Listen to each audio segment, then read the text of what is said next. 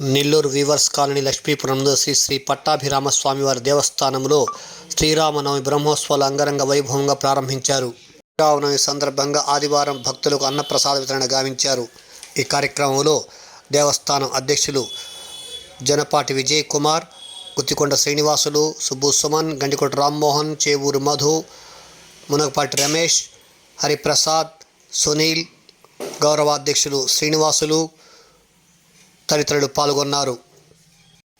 కళ్యాణంలో భక్తులు అధిక సంఖ్యలో పాల్గొని తలంబ్రాలు, ముత్యాలు స్వీకరించారు. అనంతరం భక్తులకు అన్నదాన కార్యక్రమం నిర్వహించారు.